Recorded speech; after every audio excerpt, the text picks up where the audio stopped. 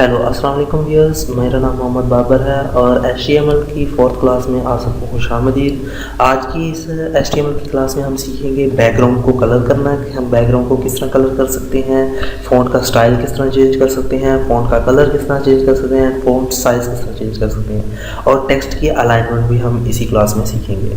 तो सबसे पहले हम इम्प्लीमेंट करने के लिए अपनी वेबसाइट ओपन करते हैं जिसके ऊपर हम काम कर रहे हैं। सिंपली हम उसकी कोडिंग फॉर्मेट में जाने के लिए उसके ऊपर राइट क्लिक करेंगे, नोटपैड को ओपन करेंगे एंड उसके प्रीव्यू फॉर्म में जाने के लिए उसके ऊपर राइट क्लिक करने के बाद ब्राउज़र में ओपन करेंगे।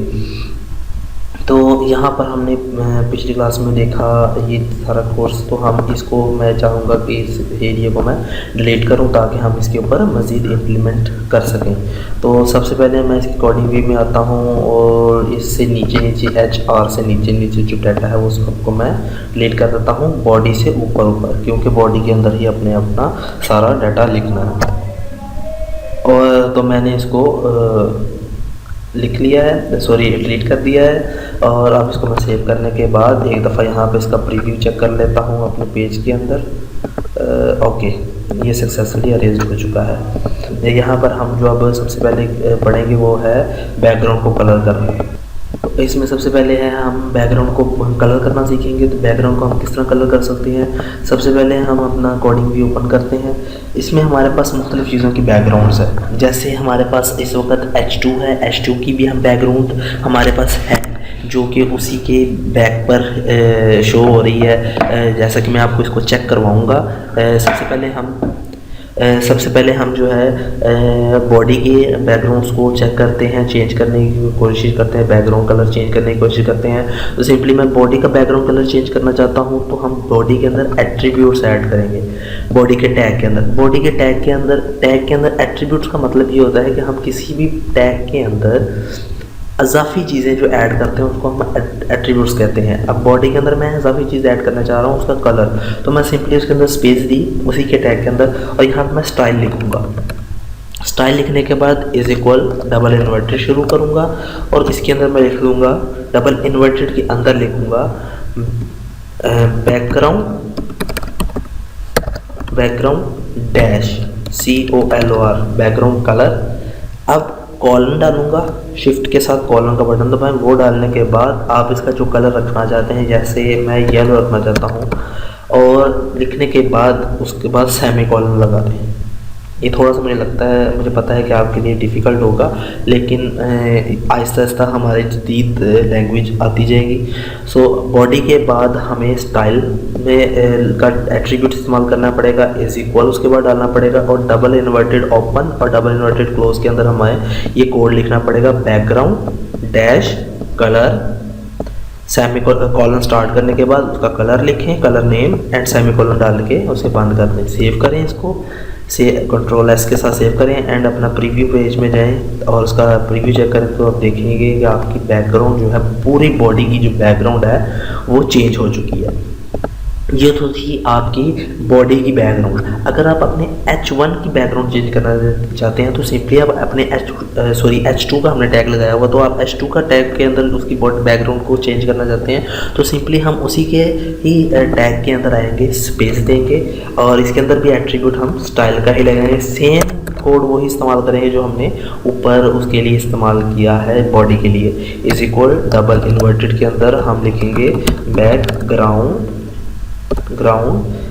Dash colour. सेमीकोलन स्टार्ट करने के बाद मैं कलर लिख दूंगा लेट्स सपोज रेड और इसको मैं सेमीकोलन के साथ बंद करने के बाद Ctrl+S सेव करूंगा और अपने उस पेज में आने के बाद इसको रिफ्रेश करूंगा। तो ये देखें कि हमारा जो H2 का जो बैकग्राउंड थी वो रेड शो हो चुकी है। इसी तरह अगर मैं इसके अपने पैराग्राफ की बैकग्राउंड चेंज करना चाहता हूं तो मैं अपने पैराग्राफ के एट्रीब्यूट में आकर इसके अंदर टैग के अंदर आकर एक एट्रीब्यूट इस्तेमाल करूँगा स्टाइल का, इज इक्वल डबल इन्वर्टेड के अंदर मैं बैकग्राउंड डैश कलर इस्तेमाल करने के बाद कॉलम शुरू करूंगा और इसे देते हैं ऑरेंज। ठीक है, सेव करता हूं और यहाँ पर आगे इसको मैं रिफ्रेश करता हूं तो ये देखें कि इसने इसका बैकग्राउंड कलर जो है चेंज कर दिया है। तो हम इसके ज़रिए से इनकी बैकग्राउंड्स कलर जो है चेंज कर सकते हैं। इसके अलावा है फ़ॉन्ट स्टाइल। हम फ़ॉन्ट स्टाइल भी चेंज कर सकते हैं। इसका फ़ॉन्ट स्टाइल चेंज करने के लिए अब मैं चाहता हूँ कि H2 का जो फ़ॉन्ट स्टाइल है वो चेंज हो जाए। तो हमारे पास जितने भी इस वक्त फ़ॉन्ट्स हैं हमारे माइक्रोसॉफ्ट ऑफिस यानी कि वर्ड के अंदर जितने भी फ़ॉन्ट्स हैं उनमें से आप किसी का भी नाम याद करें, उसका नाम आपको पता होना चाहिए। जो भी आप फ़ॉन्ट रखना चाहते हैं आप वहाँ वही फ़ॉन्ट का नेम यहाँ पे लिखेंगे तो वही फ़ॉन्ट अप्लाई हो जाएगा इनके टेक्स्ट के ऊपर। जैसे मैं यहाँ पर आपके सामने शो करता हूँ, मैं H2 का जो है स्टाइल चेंज करना चाहता हूँ, तो यानी कि इसका स्टाइल चेंज करना है इसके फ़ॉन्ट का, तो इसी टैग के अंदर ही रहना है, इसी डबल इन्वर्टेड के अंदर अंदर मुझे ये काम करना पड़ेगा दोबारा से। इस इन्वर्टेड कॉमा से बाहर नहीं अब मैंने निकलना, इससे अंदर ही रहना है। और यहाँ पर मैंने इस्तेमाल करना है अब फ़ॉन्ट डैश फैमिली, ठीक है, फ़ॉन्ट फैमिली इस्तेमाल करूँगा। यहाँ पर अगर आप स्पेस देना चाहते हैं तो दे दें, नहीं देना चाहते तो डजेंट मैटर, ये आप काम पर कोई साइड इफ़ेक्ट या मसला पेश नहीं आएगा इसकी वजह से। तो हम तो इस्तेमाल करेंगे, ये हमने इसी के अंदर ही रहना है, इस डबल इन्वर्टेड के अंदर ही रह के अब काम करना है इनकी स्टाइलिंग का सारा काम। फ़ॉन्ट फैमिली लिखने के बाद कॉलन शुरू करें। कॉलन के अंदर हम इसका फ़ॉन्ट फैमिली लेट्स सपोज लिख देते हैं एरियल ब्लैक, ठीक है, एंड सेमीकोलन लगा के इसको बंद करेंगे, कंट्रोल S एंड अगेन इधर आके इसको हम प्रीव्यू पेज पे जाके रिफ़्रेश करेंगे तो यहाँ पर ये जो देख रहे हैं आप इसका जो टेक्स्ट स्टाइल है ये चेंज हो जाएगा। रिफ़्रेश तो ये देखें इसका टेक्स्ट स्टाइल अब एरियल ब्लैक का है। इस वक्त मुझे कोई और फ़ॉन्ट याद नहीं आ रहा, फ़ॉन्ट नेम याद नहीं आ रहा, अगर वो आता तो मैं आपको ज़रूर उसका भी इम्प्लीमेंट करके ओके। अब हमारे पास इसी तरह हम अगर किसी और का स्टाइल चेंज करना चाहते हैं, अपनी पैराग्राफ का स्टाइल चेंज करना चाहते हैं, तो हम सिंपली इसी के डबल इन्वर्टेड के अंदर ही रहकर यहाँ पर मैं फ़ॉन्ट फैमिली का टैग इस्तेमाल एट्रीब्यूट इस्तेमाल करूँगा और हम इसके अंदर भी इसका स्टाइल फ़ॉन्ट स्टाइल जो है वो चेंज कर सकते हैं। इसके अलावा आता है हमारे पास जो हम सीखेंगे वो है फ़ॉन्ट कलर। ये जो हमने अभी कलरिंग सीखी थी ये इसकी बैकग्राउंड की कलरिंग थी। आप देखें कि जैसे कि हमारे पास प्रीव्यू पेज के अंदर जो हेडिंग टेक्स्ट का जो कलर है वो इस वक्त ब्लैक है, टेक्स्ट कलर जो है वो इस वक्त ब्लैक है, तो मैं वो कलर डालना चाहता हूँ। तो हेडिंग के कलर है यानी H2 का कलर है, तो मैं सिंपली H2 के स्टाइल के अंदर ही रह के काम करूँगा। ये फ़ॉन्ट फैमिली एरियल, यहाँ पे ये देखें बैकग्राउंड कलर, ये कॉमा एक एट्रीब्यूट लग गया, ये दूसरा एट्रीब्यूट लग गया। अब तीसरा एट्रीब्यूट भी मुझे इसी डबल इन्वर्टेड के अंदर ही रह के करना पड़ेगा। मैं सिंपली स्पेस दूंगा और इसके अंदर मैं इस्तेमाल करूंगा अपना कलर का टैग। सिंपल कलर लिखेंगे, कॉलन डालेंगे और कलर इसका मैं कर देता हूँ लेट्स सपोज वाइट WHITE और इसको मैं सेमीकोलन के साथ बंद करके सेव कर लेता हूँ। तो यहाँ पर आगे इसको मैं रिफ़्रेश करूँगा तो यहाँ पर देखें कि इसका अब कलर जो है वो वाइट हो चुका है। इसी तरह हम इसका कलर जो है इसके टेक्स्ट कलर को भी मैं चेंज कर सकता हूँ। सिंपली वो किस तरह करूँगा, मैं पैराग्राफ के अंदर आऊँगा, इसके स्टाइलिंग के अंदर जो है इस वक्त सिर्फ एक ही एट्रीब्यूट लगा बैकग्राउंड कलर का।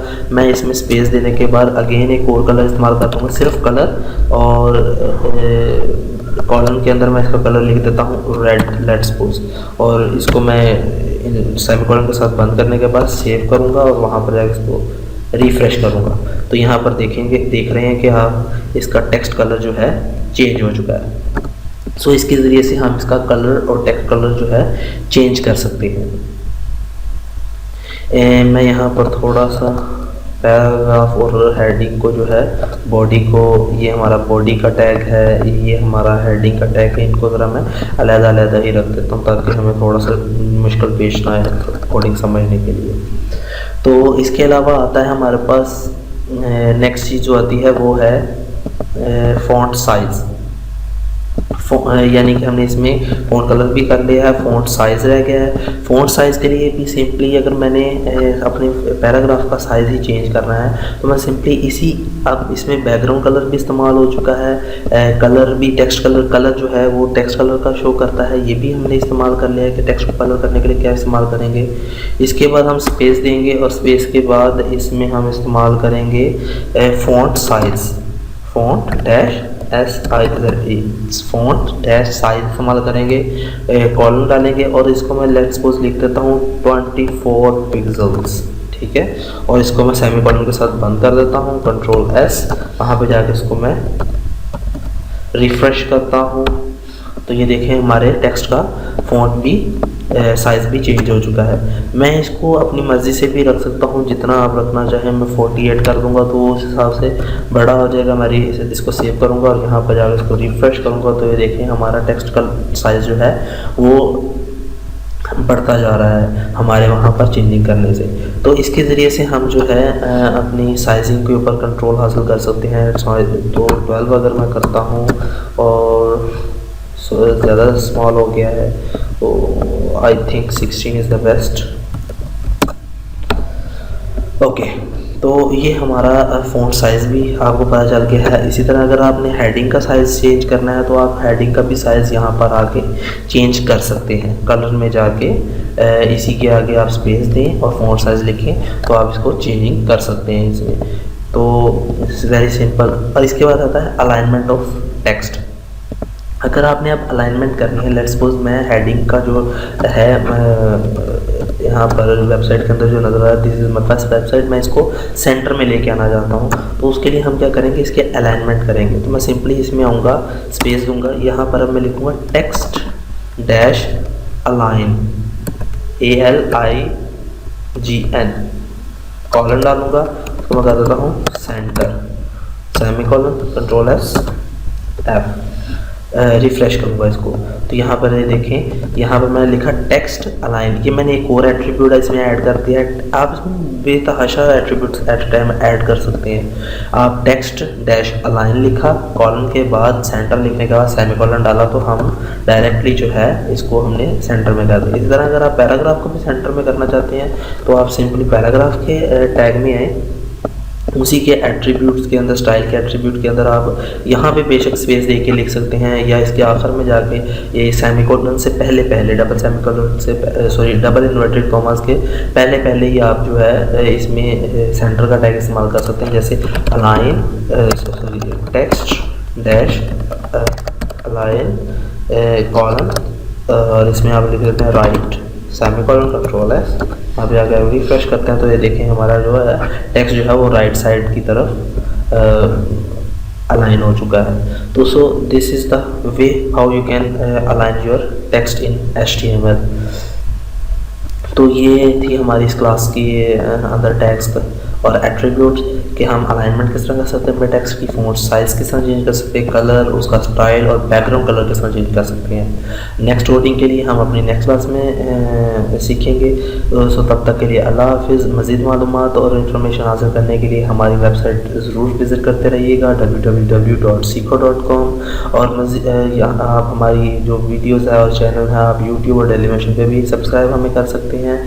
For more help you can contact me via email and also on mobile number which are given here. So तब नेक्स्ट क्लास में मुलाकात होगी, तब तक के लिए अल्लाह हाफिज़।